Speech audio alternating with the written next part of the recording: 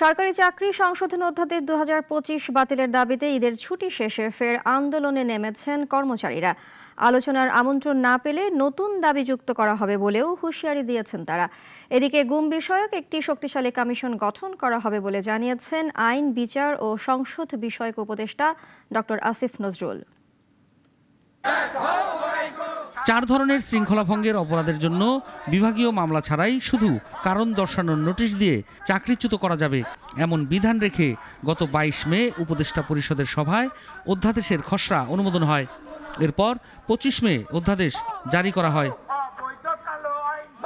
সরকারি কর্মচারীরা অধ্যাদেশটিকে নিবর্তনমূলক ও কালো আইন হিসেবে অবহিত করছেন। অধ্যাদেশ বাতিলের দাবিতে গত 24 মে থেকে আন্দোলন করছেন সচিবালয়ের কর্মচারীরা। সচিবালয়ে বিক্ষোভ মিছিল, কর্মবিরতি, অবস্থান কর্মসূচি ছাড়াও কয়েকজন উপদেষ্টাকে স্মারকলিপিও দিয়েছেন তারা। দুপুরে সচিবালয়ে মন্ত্রিপরিষদ বিভাগের নতুন ভবনের নিচে বিক্ষোভ সমাবেশ শেষে নতুন কর্মসূচি ঘোষণা করা হয়।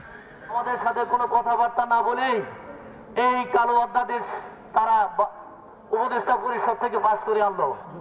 আমরা এই যে গোপনে তারা এই কাজটা করেছে, এই কাজটা করার রাইট তাদের এই মুহূর্তে নাই। আমরা তাদেরকে ধিক্কার জানাই এবং জন দুর্ভোগ বাড়াতে চাই না।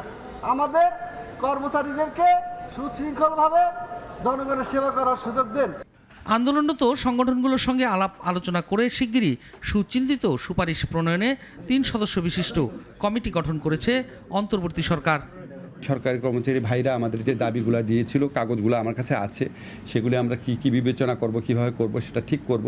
ঠিক করার পর ইনশাআল্লাহ যত তাড়াতাড়ি সম্ভব আমরা একটা রিপোর্ট উপদেষ্টা পরিষদের মিটিংয়ে তুলব। গুম বিষয়ক যে কমিশনটা আছে, আমাদের কমিশনটা তো আপনারা জানেন সবাই খুবই ভালোভাবে কাজ করছে, অনেক কষ্ট করছে।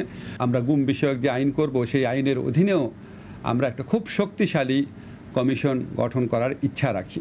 আসিফ নজরুল বলেন, সরকারের একটা কমিটমেন্ট ছিল গুমের তদন্ত ও গুমের বিচার। তাদের পরিবাররা অনেক ভুগে। সাইফুল শাহীন, নাগরিক, ঢাকা।